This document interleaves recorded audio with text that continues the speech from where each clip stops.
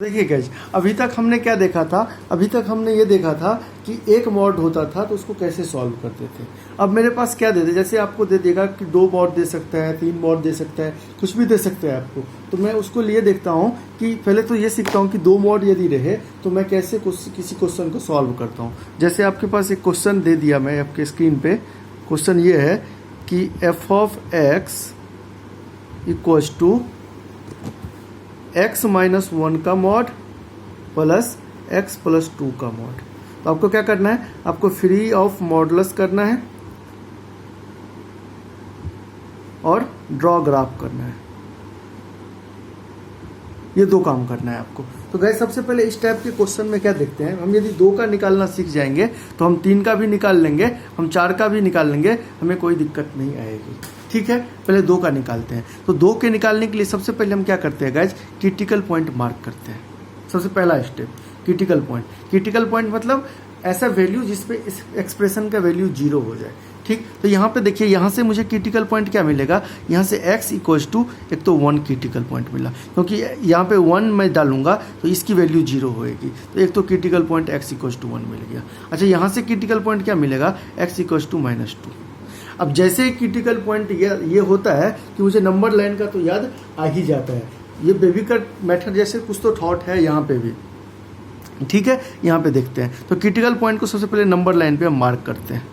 तो critical line point को जब हम नंबर लाइन पे मार्क करेंगे तो देखिए, यहाँ से ये तो -2 का हो गया रीजन, और ये 1 का। देखिए, अब ये रीजन जो है तो 3 पार्ट में ब्रेक हो गया। एक पार्ट तो 1 से बड़ा वाला पार्ट, ये वाला पार्ट, एक -2 और 1 के बीच वाला पार्ट, ये वाला पार्ट, और एक -2 से भी छोटा, मतलब 3 रीजन में बट गया। अब हम ये देखते हैं कि 3 रीजन में ये जो मेरा मॉड हो रहा है वो ओपन कैसे हो रहा है।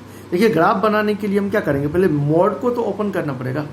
मॉड को तो पहले मैं हटा लूँ, क्योंकि मैं मॉड मुझे डिस्टर्ब कर रहा है। तो मैं मॉड को हटाता हूँ तो क्या करता हूँ, फ्री ऑफ मॉडुलस करता हूँ। फ्री ऑफ मॉडुलस का क्या तरीका कि 2 मॉड जो है हमेशा 2 भाग में स्प्लिट होता है। कैसे होता है कि मॉड ये बोलता है कि मेरे अंदर जो भी है वो यदि ग्रेटर देन इक्वल्स टू 0 है तो मैं जो हूँ, मतलब जो मॉड के अंदर है वो जो है वो एज इट इज उसी साइन के साथ ओपन होगा, मतलब जो है वो वैसा ही हो जाएगा। यदि मॉड के अंदर जो है वो खुद यदि लेस देन 0 हो गया तो वो माइनस साइन के साथ ओपन होता है, जैसे कि आप पीछे बहुत सारे बार देखते आए हो। ठीक है, तो यहाँ पे देखते हैं कि 1 से बड़ा वाला सेक्शन में हम क्या कर सकते हैं।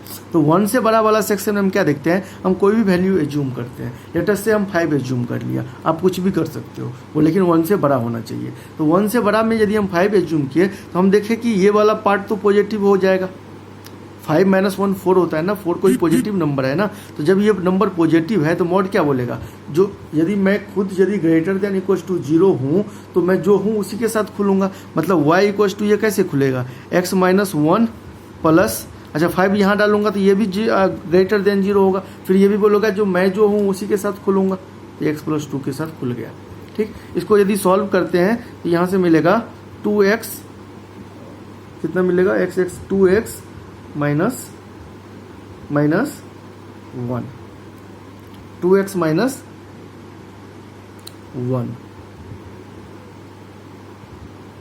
अब देखिए, इसको कैलकुलेट कर सकते, 2x - 1, एक तो ये मिल गया 2x - 1।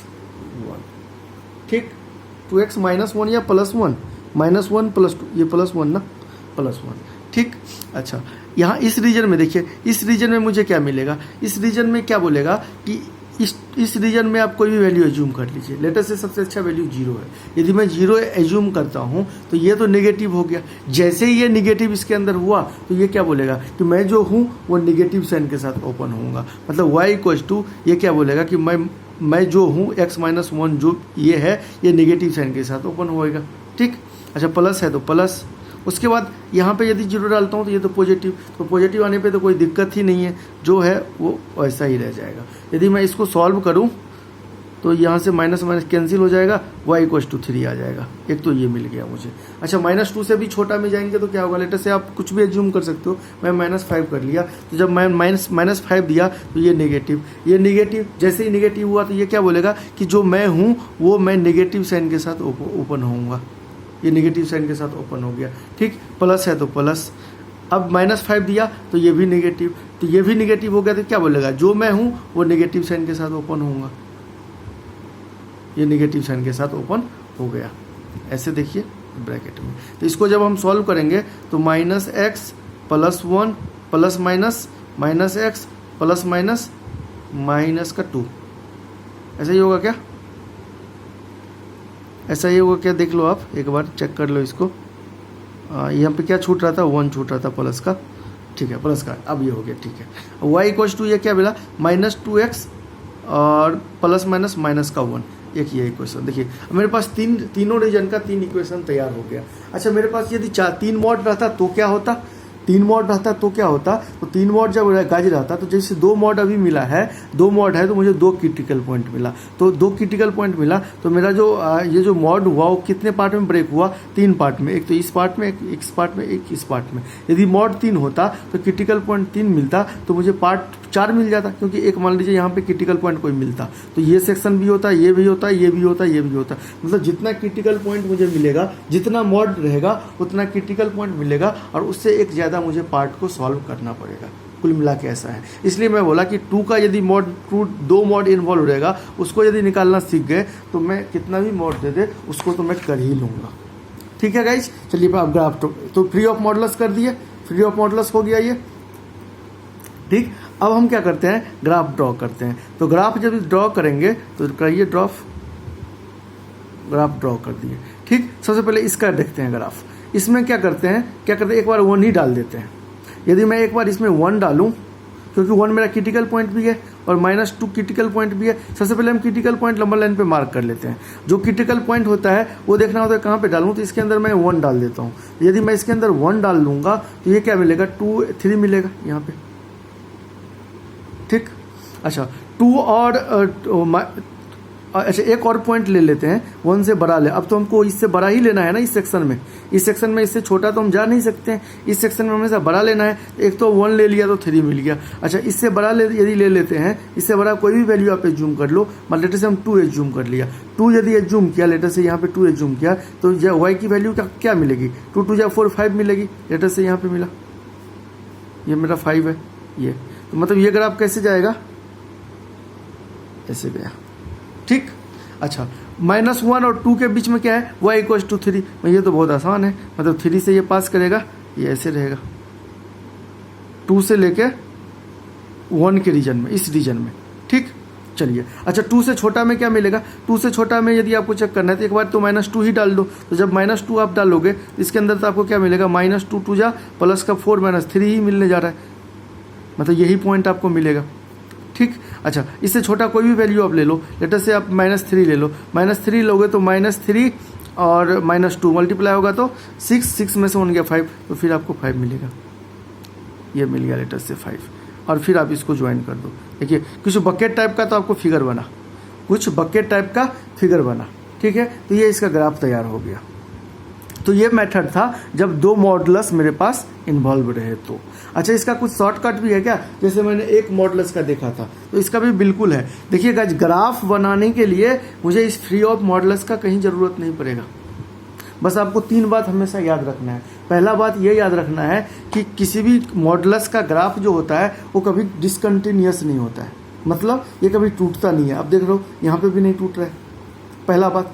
दूसरा बात आपको ये याद रखना है कि जो भी क्रिटिकल पॉइंट के बीच में, 2 क्रिटिकल पॉइंट के बीच में हमेशा जो ग्राफ मिलेगा वो एक स्ट्रेट लाइन ही मिलेगा। देखिए अब 2 क्रिटिकल पॉइंट के बीच में ग्राफ जो मिल रहा है वो स्ट्रेट लाइन ही मिल रहा है, ठीक। चलिए उसके बाद तीसरा पॉइंट आपको ये याद रखना है कि क्रिटिकल पॉइंट के लेफ्ट में और क्रिटिकल पॉइंट के राइट में ग्राफ जो होगा वो एक ही जगह से एक ही प्लेस से स्टार्ट होगा। अब देखिए इसके राइट में भी यहाँ से स्टार्ट हुआ है, इसके लेफ्ट में भी यहीं से स्टार्ट हुआ है, यहाँ पे भी देखिए इसके लेफ्ट में भी यहीं से स्टार्ट हुआ है, इसके राइट में भी यहीं से स्टार्ट हुआ है। तो यदि 3 बात आप ध्यान रखते हो, ये फ्री ऑफ मॉडुलस करने का आपको कोई ज़रूरत नहीं पड़ेगा, आप वैसे ही ग्राफ बना लोगे। कैसे, जैसे मैं आपको करके दिखाता हूँ। जैसे इसी क्वेश्चन को मैं एक बार यहाँ से लिख दूँ पहले आपको। चलिए क्वेश्चन क्या है, f(x) = है mod of x - 1 + x + 2, ये मेरा क्वेश्चन है, ठीक। इसका बनाना है ग्राफ। जैसे ही ग्राफ दिया तो सबसे पहले मेरे दिमाग में क्रिटिकल पॉइंट क्या आएगा, एक तो x इक्वल्स टू क्या आएगा 1 और एक तो x इक्वल्स टू -2। अब इस क्रिटिकल पॉइंट को क्या करेंगे, नंबर लाइन पे प्लॉट करेंगे, सॉरी कार्टेशियन कोऑर्डिनेट सिस्टम पे प्लॉट करेंगे। तो कैसा आएगा, एक तो 1 कहाँ आएगा, यहाँ आएगा, -2 कहाँ आएगा, लेटर से यहाँ आएगा। 1 पे हम वैल्यू चेक करेंगे, 1 जैसे ही इसके अंदर डालेंगे, 1 डालेंगे तो क्या वैल्यू आएगा, देखो आप 1 डालोगे तो ये तो 0, इसका तो ये 0 हो गया, ठीक है। 0 प्लस इसके अंदर 1 डालेंगे तो क्या मिलेगा 3, और 3 का मॉड क्या होगा 3, तो 1 पे मुझे मिल गया 3। अच्छा 2 डालो, पहले क्रिटिकल पॉइंट पे नंबर हम मार्क कर लिए, क्रिटिकल पॉइंट पे नंबर मार्क कर लिए। अच्छा अब इस क्रिटिकल पॉइंट पे देखते हैं, इस क्रिटिकल पॉइंट पे क्या मिलने जा रहा है। अब 2 डालो, -2 डालो, तो -2 डालोगे तो इसके अंदर क्या मिलेगा -3। -3 का मॉड क्या होता है, -3 का मॉड क्या होता है 3। अच्छा यहाँ से 3 मिल गया, ठीक। अच्छा इसके अंदर -2 डालेंगे तो 0, तो 0 + 3 तो ये भी 3 मिलेगा, मतलब यहाँ पे मिलेगा। इसका मतलब अब आपको अभी बताया है कि दो क्रिटिकल पॉइंट के बीच का जो हमेशा ग्राफ होता है वो एक स्ट्रेट लाइन ही होता है, स्ट्रेट लाइन क्रिटिकल पॉइंट के बीच में मिला दी है। अच्छा क्रिटिकल पॉइंट के राइट में जब जाना है तो इसके बड़ा वाला कोई भी वैल्यू आप ले लो, तो बड़ा 1 से बड़ा कोई भी वैल्यू ले लो, जैसे हम 2 ले लिए, 2 इसके अंदर डालेंगे तो ये 2 - 1 1, और 2 इसके अंदर डालेंगे तो 2 2 जा 4, 2 2 4, 4 + 1 5, तो 5 का यहाँ पे मिलेगा, एक पॉइंट को मिला दिए, ऐसे मिला दिए, ठीक। अच्छा -2 से छोटा लिए, -3 ले लो, -3 इसके अंदर डालेंगे तो -3 या -1, माइनस का 4, -4 का मोड जो होगा वो 4, तो यहाँ से 4 मिलेगा। अच्छा -3 डाले तो यहाँ से -1, अब -1 का मोड क्या होगा 4, सॉरी 1, तो 1 + 4 कितना मिलेगा 5, तो यहाँ पे भी जब -3 लिया तो मुझे मिला 5, और ये 2 पॉइंट तो मुझे मिल ही गया क्योंकि सेम प्लेट से स्टार्ट करना है। ये मेरा ग्राफ बन के तैयार हो गया, ठीक है। तो बेसिकली मुझे क्या करना है, बेसिकली मुझे क्रिटिकल पॉइंट को ध्यान में रखना है, और आपको 3 चीज़ हमेशा याद रखना है कि 2 क्रिटिकल पॉइंट के बीच में ग्राफ हमेशा एक स्ट्रेट लाइन बनेगा, ठीक है। दूसरा बात हमेशा आपको याद रखना है कि ग्राफ कभी डिसकंटिन्यूअस नहीं होगा। तीसरा पॉइंट आपको याद रखना है कि क्रिटिकल पॉइंट के राइट में और क्रिटिकल पॉइंट के लेफ्ट में ग्राफ सेम प्लेस से स्टार्ट होता है, ठीक।